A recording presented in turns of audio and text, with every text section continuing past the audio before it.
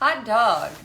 Hi, I'm Kate Hooray Osmond, and welcome to the 19th interview with CRISIS Residency, an in-place artist residency that's happening during the time of the pandemic because none of us can leave where we are, and we're all being creative where we are. Tonight we are phoning over to Brooklyn, New York to talk to New York-based artist and synesthete Manon Casimir, aka Sleepyfoot.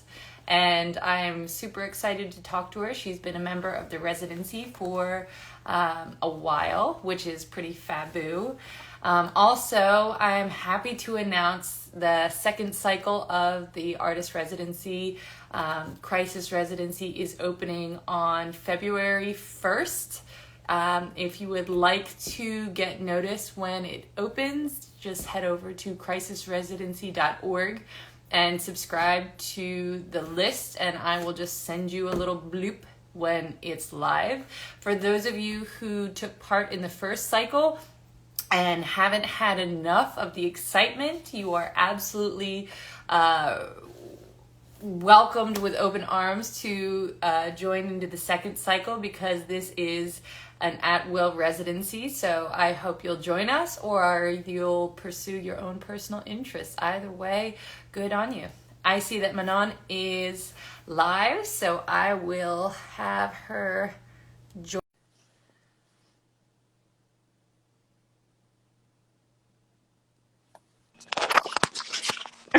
Hi. Hey, how are you? I am doing fine. How are you? I'm very, very well. I always love starting the video up because I'm like, okay, that wasn't where I planned it to be. It's so great to see you. I've been reviewing your work for quite a while, so I'm very happy to finally be able to interview you. Thank you. Thank you so much. It was just very interesting. I thought that this residency was really fitting in general, like perfect timing. So thank you for starting it. Oh, sure, sure. So tell me.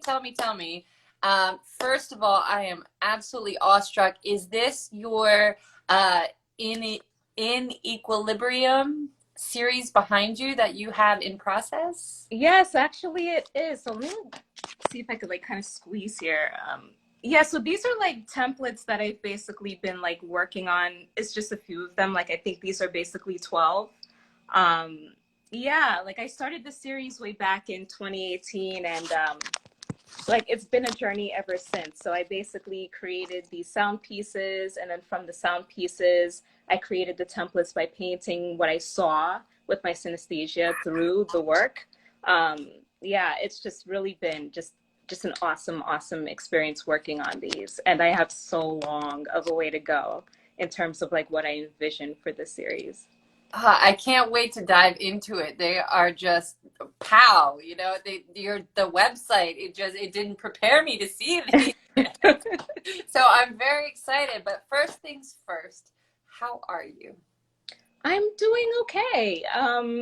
Yeah, it's been a year. It's been a year. It's been crazy, but all in all now, like I entered 2021 with very positive vibes, just feeling hopeful about the future. And I could see that there is some change that is beginning to happen in process, thankfully. But I mean, we still don't know. We're in this time of uncertainty where anything could happen at any given time. I'm just taking it, one step at a time and just staying positive. That's all I could really do. And that takes courage for sure. Yeah. When you talk about change, do you mean social change? Yeah. Just governmental change, political change, change in career, like just a lot of change. A lot of change. That's all I can really say. Yeah, just politically, it was just really hard to watch. Like the end of the year, even the start of the year, with all that happened, in terms of the Capitol riots, and just kind of watching and saying like, hey, like what's going on? What are people thinking? Yeah. It just had such a huge impact on me in terms of watching, just how the country has changed over the past 4 years. I mean, let alone 4 years. I mean, in general, like the time span of the last 15 years. Like, I remember being in college and thinking about voting for Al Gore. Like, it was Al Gore versus Bush. And I remember being like, yeah, this is like the election of the century to worry about. I mean, who would have known? Who would have known? Yeah, for sure. I mean, not to give away my age, but I was born, for the past few decades, we've never really experienced this kind of turbulence, upheaval. I know the 60s and 70s were crazy, as were, the First World War, the Second World War. But growing up in the 80s and 90s, we kind of had this false sense of security that all problems could be solved without so much heartache, I guess. I don't know. Maybe it was just what we were taught in school, that everything would be fixed in time because this propaganda machine told us so. Who knows? Right. But it needs to happen, and taking off the Band-Aid, it's about damn time. For sure. I totally agree. So I saw a cool interview about you and the origins of your artist name. Would you mind sharing with us a little Yeah. bit about how Sleepyfoot came to fruition? Yeah, it's so funny. I thought about that this morning, that the origin of Sleepyfoot comes from my cat Toots, who's now 7 years old. At the time of the interview, I think she was like, I don't know, like 3 or 4, and just seeing her being super cute, and she would come up to me and run and be super excited. And, she would just like have her tail in like a kind of S shape for like a question mark. And normally she's coming from a nap, and so I would say, oh, sleepy foot, because her little paw like was super cute, so it became a little bit of a nickname. But then it just stuck. I mean, I love her so much, so dearly. And I just thought like, hey, like, let me call myself that. Why not? The craziest thing that I could think of, and it's super funny, like looking back, like I wish I kind of knew in terms of like being an artist and, like kind of putting my work out there, that, when I would Google, sometimes I would see like these weird kind of responses come up on Google in terms of like foot fetishes and things like that. And I'm just like, whoa, like, what were you thinking? I didn't even know it was a thing. Like sleepy feet is kind of like a foot fetish thing, and I'm just like, wow, like that's so funny. Well, that'll give me something to check out later when I can't sleep, for sure. So, how do you feel about that artist's name now? Do you think that it was fitting? Do you feel comfortable exploring the space within an artist name? Yeah, I definitely do. I love the name. I love the name. I feel like it's fitting for my personality. It's quirky and weird. Like I love it, and I love where it comes from. So for me, like I'm totally loyal to Toots, so therefore, like I'm all good with having Sleepyfoot as a name. I'll rock it proudly. I do. That's wonderful. So, do you use your given name, Manan Casimir, interchangeably with Sleepyfoot, or are you Sleepyfoot when you're in your art space? What are the boundaries? How do you personally define your work as far as identity goes? Yeah, that's a great question. It's a mix of both. When I'm in the artist space, yeah, I do go by Sleepyfoot. Like I will say like, hey, like I'm Sleepyfoot, I'm an artist. Like sometimes friends call me Sleepyfoot, like just, like as is, but at the same time, like I'm also Manan. Like I am Manan, like I don't mind for people to refer to me as an artist, as Manan either, like both, they're both me, like yeah. Many facets of the same gem, right? Right, right. So let's talk about your work and its connection to sound, its connection to visuals, the exploration of the space of synesthesia, how that is this kind of flowing space that connects different senses within the brain. Have you always, even when you were a child, did you feel these connections between the different senses, and how did you navigate that? Yeah, when I was younger, I definitely didn't understand what was happening. I just knew it was there. I remember my first experience with synesthesia being when I was 5, listening to Michael Jackson's like Thriller and Billie Jean and, seeing these colors resonate like with the beat, and not thinking much of it. I was just like, oh, like there's colors in my head. Okay. Like it wasn't something that I was going to explore at that time, and then again, like being a teenager and being deeply immersed in music, just listening to a lot of music, like that was a huge thing for me, and having synesthesia when that happened, but I always felt kind of weird talking about it, it's like, hey, do you see sounds when you listen to music? I just didn't think that people would know. It wasn't something that people talked about. Like Right. it wasn't until years later where Pharrell really the producer came into emergence as being this force in the music industry, where he mentioned like, I have synesthesia, I see sounds. And I was like, oh my God, like I totally get that. I have that. I do the same thing, Mhm. not thinking that it was actually a phenomenon that a lot of people go through. Like Right. I really didn't know. So in terms of my work, like when I first started my first series, I did not really, I incorporated synesthesia, but it was to the music of others and not necessarily my own music. And what's so unique about this new series in Equilibrium is that it's all like me, it's my compositions, it's my visuals, it's the whole process, like full circle, and it's just a really beautiful thing because I put myself so much into this work, and just seeing like the growth of like how my work has changed from when I started as an artist to now. Like I can see that, like the way it looks just changed in the way that I'm kind of more like in the music, as opposed to kind of in my first series, it kind of looked like a bird's eye view of being in a plane, in a way, like when you're traveling and you look down and like maybe you're traveling over the states and you could see like patches of color and green grass and roads, broken up into all of these geometric shapes. But now it seems like I kind of floated somewhere in the universe, like in outer space, and I'm kind of like flying in between like the notions of the different sounds, different instruments that I've put together, and it's just like so lovely and wonderful.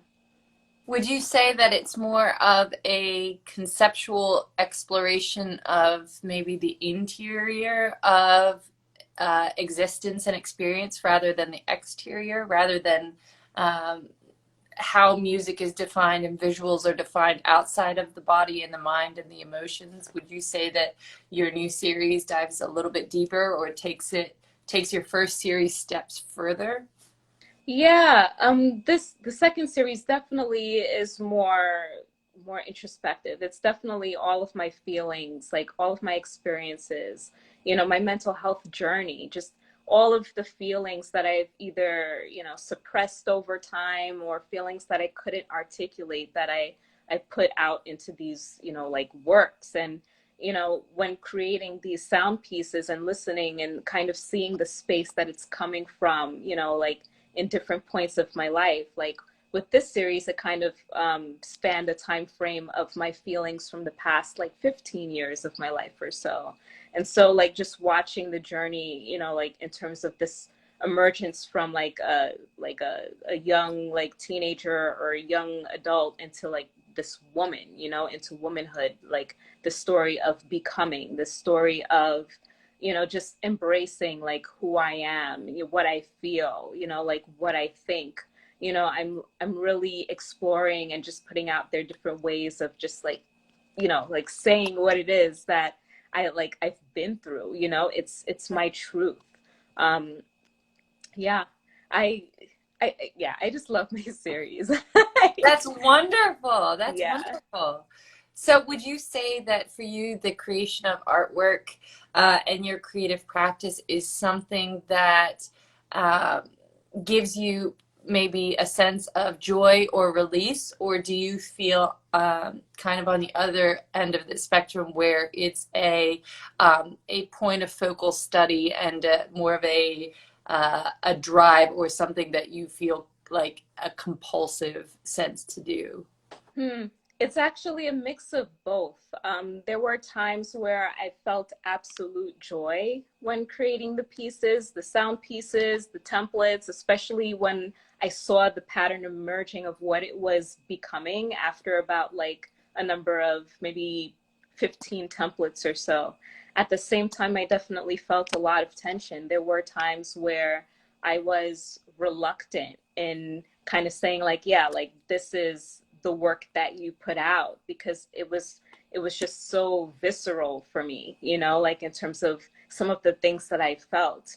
Um, yeah, like yeah, it definitely was a mix of both. But I had a rule for myself when I first started. The rule was whatever you put out, like that's what you put out. Like that's you know, like Right. no matter what it looks like, no matter what it is, like that's what it is. That's the truth. That's what came out in that moment. There's no like fixing it or trying to make it like perfect or whatever. That's it. Accept it. Radical honesty, I dig it.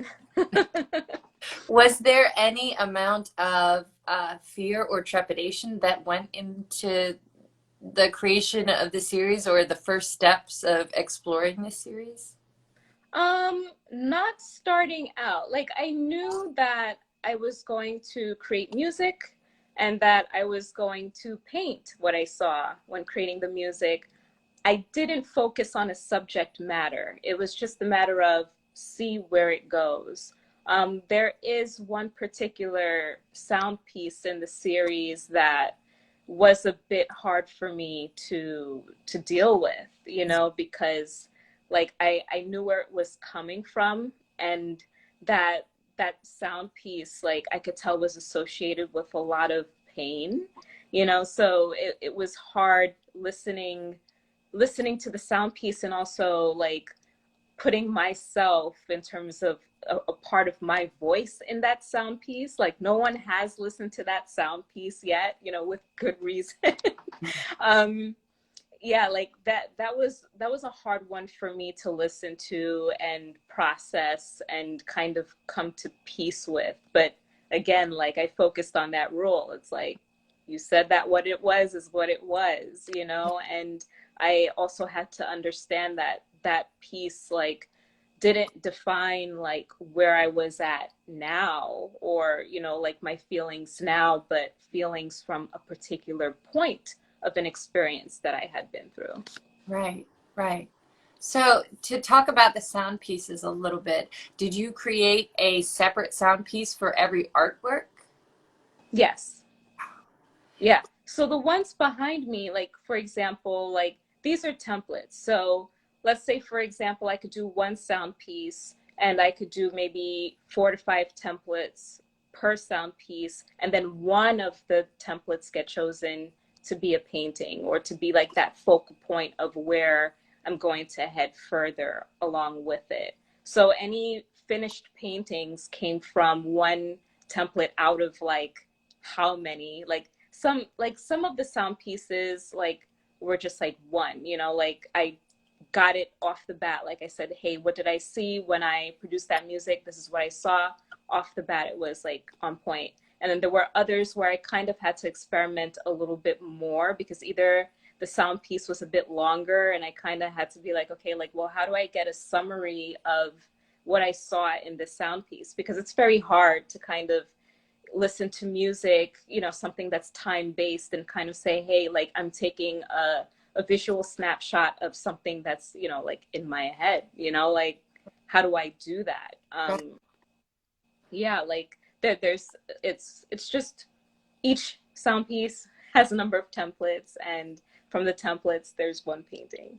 I love it. It's so process based, but it's so rich. I feel like you could just mine the for material just over and over again. It's amazing. Could you tell us a little bit about the creation of the sound pieces? Is there spoken word? Is there instrumentation? Is it digitized? Is it voice? Yeah, it's all digitized and instrumentation. So it's a mix of both.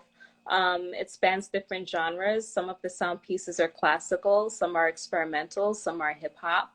Like I kind of, over time, I kind of made it into like this, I wouldn't say like a full like album seeming kind of thing, but I made some of the sound pieces like interludes because they were a bit shorter. Like I could definitely see that it was a visual and auditory album of just my experiences, you know? And I'm still in the process of thinking like, well, how would this be presented? You know, like how would this be presented to, you know, the public or like in a space, you know, when the time comes, because you know, there's still so much that I want to do with it. Right. But that is my thought process with it so far. So, in a hypothetical gallery setting, because Lord knows none of us are getting to galleries anytime soon, would you show only the finished painting that you chose from the template, or would you also have an exhibition of the sound pieces you created? Would any of the templates be involved as well? Yeah, that's a great question. The the series is morphing because I really would like to find a way to incorporate tech into my work. During the time of like 2020, like somewhere in the middle of 2020, in the midst of everything that was going on, I was in a very intensive software engineering boot camp, you know, so I was learning how to code. And at some point in the boot camp, I kind of had this like eureka moment, you know, kind of learning about like static and dynamic rendering, like how things appear on a web page and what it means for the user to be able to interact with a particular application. And so I began thinking about my own work, you know, like during the process I thought, hey, maybe with the work I want to have like people listen to my paintings. Like I definitely want both like the visual and the sound to be there for the viewer to partake in. But how I'm going to do that, I'm still in the process of figuring out, which is why the series has a long way to go. And you know, it's a bummer that galleries aren't really open as much, you know, and you know the art industry, it kind of is like slowing down, or you know, looking for ways to show and share work, like in ways that it hasn't before. But yeah, like this is a series that will probably take a few more years, you know, to like kind of figure out and piece together before it actually unveils. And like when that comes, I'm going to be so excited. So excited. I hope you'll share it with us for sure. So you seem to have the end game planned. How many more works would it take for you to feel like the piece had come to completion? Or if not a certain number of works, how is it that you define the completion of this series? Hmm. Originally, when I started, I said that I wanted to create 16 paintings, and I finished 8 and have a number of like, I want to say like 40 templates, you know, through that. Um, But I think now I'm more open in terms of like, because I understand that the series is shifting and it's very process based, you know, like I'm very big on process, you know, like not being so super like, oh my gosh, like it has to be this. Like when I first started, I said that. I was like, yeah, 16 paintings, 16 sound pieces, and I'm gonna be done with it in like a year. Yeah, okay. Looking back, I'm like, what little did I know? Like, I knew nothing. I knew nothing. Like, I'm definitely, I'm in the work, but I'm not completely in control of it. Like, it is working with me. It's telling me what it demands of me, and I'm rising to meet the work. Like, the work is pushing me, and sorry about that. Siri's in the background, like, what are you asking for? Nothing. She always interrupts everything. Right? Yeah. Yeah, it's pushing me, you know, like I am growing with the work. I have grown because of the work, you know, like I am completely for it, you know, and I'm figuring it out as I'm going along and kind of morphing and molding with it. That's wonderful. I hear you. I'm such a process nut too. I love it. So how do you decide what are the uh, what separates a successful template that makes the cut from one that doesn't? What is your criteria for deciding? Yeah, like a mix of things, to be honest. Like it's a mix of art practice, you know, because I do have to consider composition a bit, you know, like I do think about that. But at the same time, I really think about the sound piece, and I may have to listen to a sound piece repeatedly to make sure, like, hey, like which one really resembles what I saw, texture wise, color wise. Were there strings involved? Were there drums and kicks and whatever else I decided to put in there? Um, and I would just like reflect and think about it. I don't know. It's kind of weird because it's kind of like when you know, like I'll look at it and I'll just be like, that's it. Like that's it, you know. And then there are times where I'm like, no, no, I need another one, you know, and another one and another one. And I will keep on doing a template until I'm like, this closely resembles what I saw in the sound piece. But if not, like I'm not going to be happy with it. I'm definitely not like, oh, I did 10. Let me settle on one. Like, no, I'll keep going. Wow.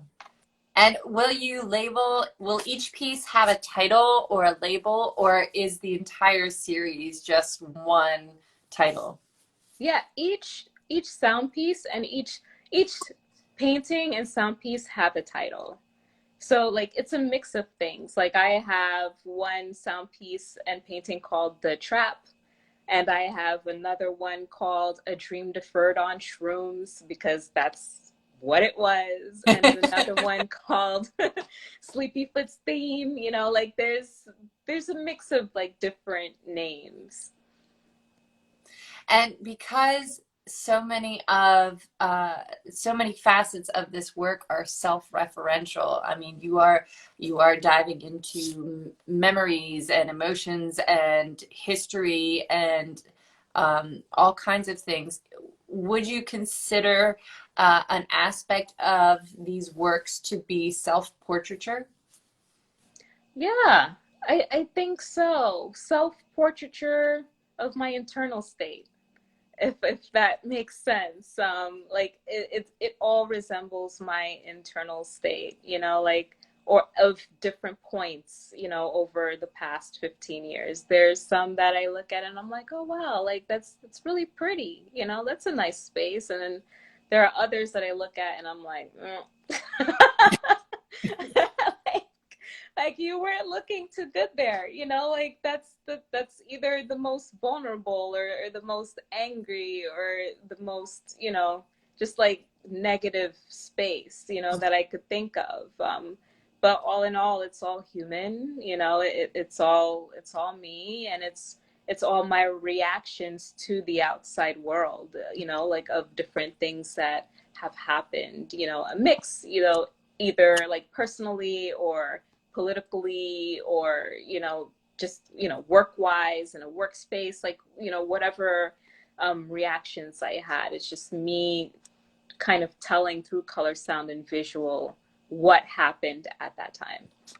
That's beautiful. Thank you. Beautiful. Would you mind at all, you're under no obligation, diving into a little bit about the title of the series and what the inspirations were for that title?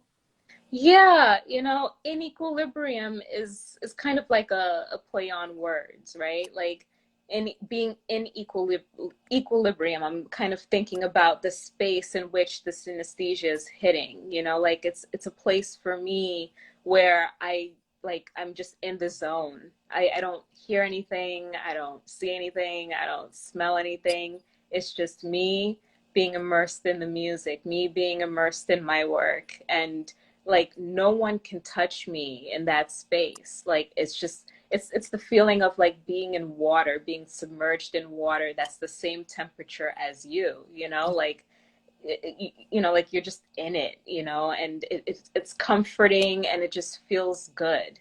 But at the same time, when, you know, thinking about like how the work relates to the outside world in equilibrium, like being unequal, you know, kind of seeing the disparities of, you know, just like respect and across like, you know, for different people, different cultures, inequalities in the workspace, inequalities with work pay, inequalities in regarding race, inequality regarding just, you know, police brutality, and, you know, just a number of different things. And 2020, like really, you know, just watching, you know, like just kind of reflected and shown like all of the ugliness that, you know, America had kind of been hiding behind, you know, or suppressing for a really long time. You know, like people knew it was out there, but, you know, we saw how visceral and how deep and how nasty things could really get.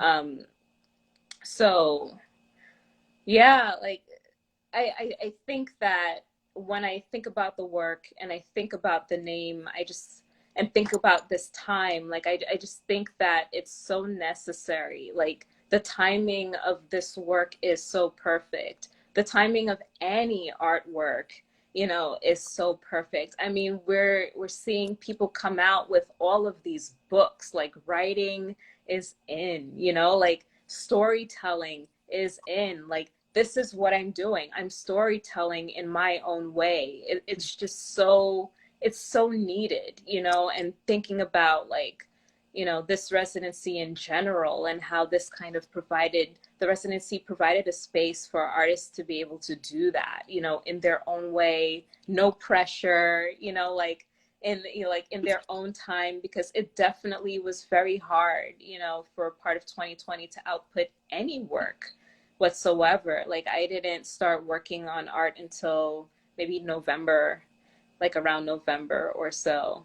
That's when something came out. And even when starting that work, it was very hard to have it come out. Like it just wasn't, you know? Yeah, it's amazing how the brain, when it is under duress and when it is feeling strife and struggle and grief, watching your own personal, I don't know you personally, but watching my own personal creativity just go shh. Yeah. Yeah. And it's so strange because I would think that human nature under those kinds of circumstances, the human trait that would be most beneficial would be creativity to navigate these kind of uh, points of pain. So it's an unusual time, and I think that um, any time of creative productivity, whether it's brushing your teeth with your non-dominant hand in the morning, you know, just like anything is a win for sure. Yes. So I honestly, I am so awestruck by your work. Do you have a piece or that you feel is the most successful that you've created, maybe in this new series or in Toto? Or do you have a favorite child, I guess is the question. Yeah.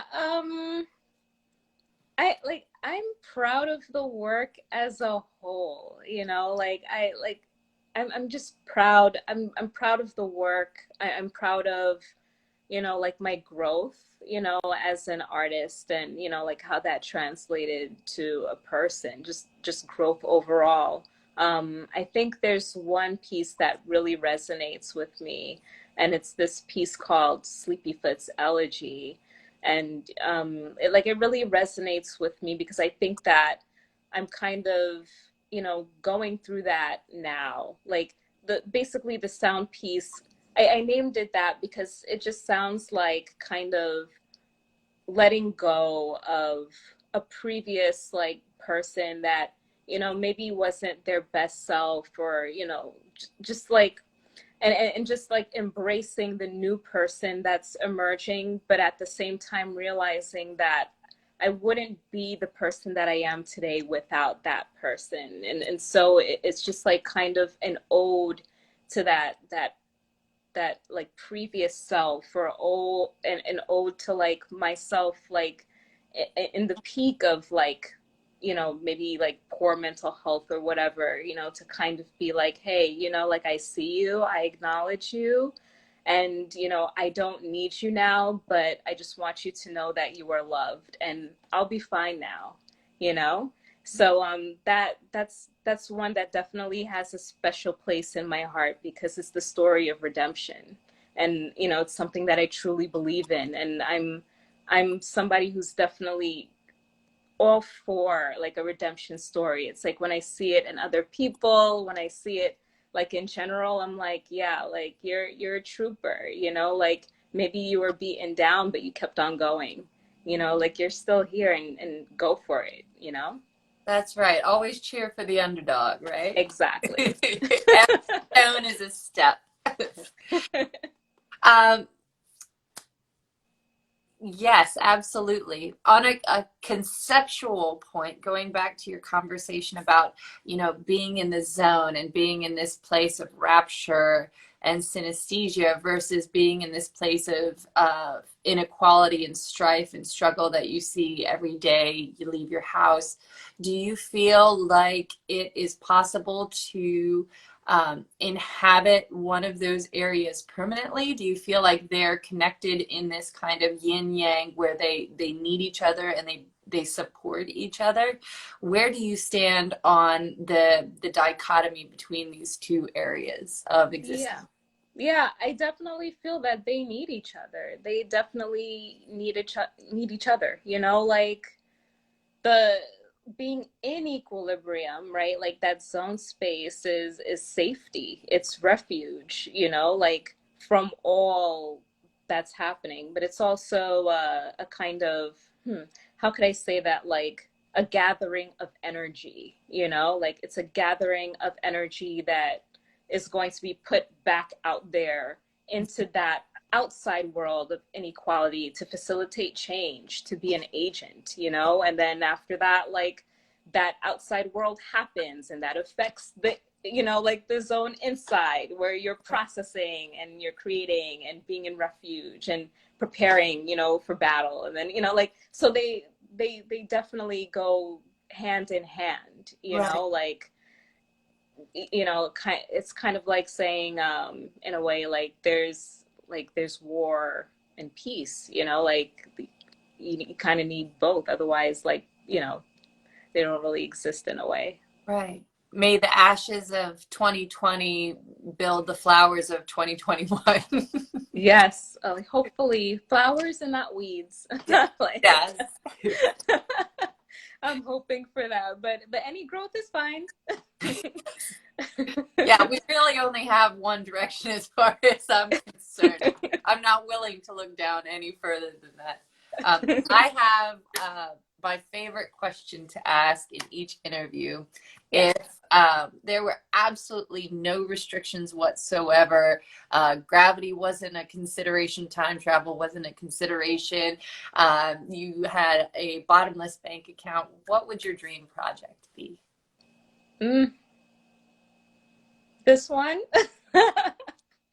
This one, it would still be the same, like I want to see where this goes. Like I want to see what it looks like, when it's done, like I don't want to be older and say like, well, what would have happened with that series, like I definitely did have a point where I had to make a decision, is this something that I wanted to see through, and complete, or is this something that, like could be, put off, and I couldn't let go of it, because it's something that's so dear to me, like it's like it would be something left unsaid for the world if I didn't do this and didn't see where it was going. Um, so yeah, it would be this one. It would just be more exciting and way bigger and more like, I don't know, like just whatever innovative thing that I could come up with, that bottomless bank account would definitely be thrown on this. For sure. And throw some my way when you get there, please. Do you have any words, Manon, for other creatives that might be tuning in either now or later, or are parts of the residency and maybe are at a different phase in their creative process or their mental health? Yeah, I guess the last words would be keep going, keep going and definitely be honest with yourself, like I think that that's really important, like just being honest with yourself and, keep going and just be true to your work, your work, your own voice. Um, I think that's super key, in terms of just the creative process, in terms of being an artist.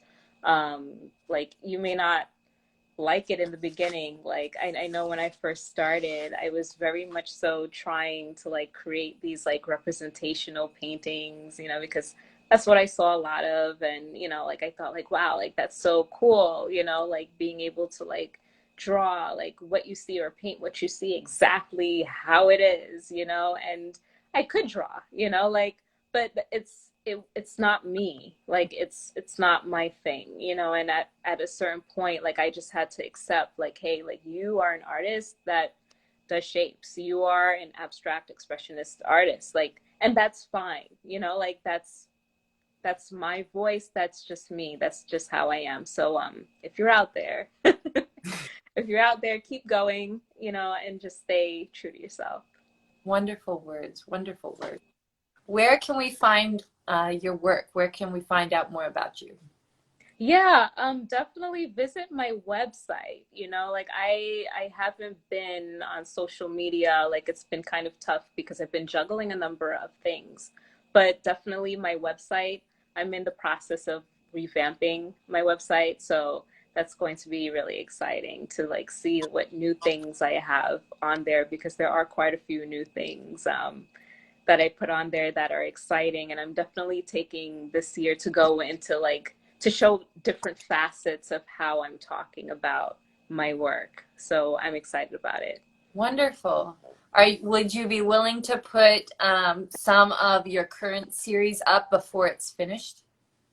There are some new paintings that will be on the website, and I'm in the process of actually working on a mini new work that's in reflection to all that's happened in 2020. And I'll be like talking about it on my website. So I would say like maybe by the end of February or mid-February, it'll be there. So it's something to look forward to. I mean, I'm excited about it because there's a lot to say there. So I'm excited to share it. Wonderful. I hope you will please keep us in the loop so we can witness it and also help boost your signal. No problem. Thank you Manon, so much. it has been an absolute pleasure. You made my whole day. I'm so happy to finally get to talk to you and share in the beauty that is you and your work. Congratulations on diving into something that takes time to unpack, but doing it fearlessly and ceaselessly. That's really amazing work. Thank you so much. And thank you for creating, this opportunity and the residency. Like I said earlier, it was so needed and it was just perfect timing because like in New York, like there was just so much happening. Like we were at like the peak of COVID at that time. And I was like, oh, like this is perfect. Like I just need this space. I just need to be around other creatives that are, like we're all going through the same thing, but just having a space to just like do us, like and not have like so much pressure, like to put out so quickly, like it was definitely just a wellness space at the right time. That's wonderful. Thanks a lot. Thank you. And thank you everyone for tuning in tonight. We have more interviews coming all year long, it looks like. So, Manan, I hope we will get to speak with you again in the future and catch up and learn more about the updates you have for us. Until then, be well, be safe, seek joy, and we'll talk to you again soon, I hope. Thank you. You as well. Bye. Bye.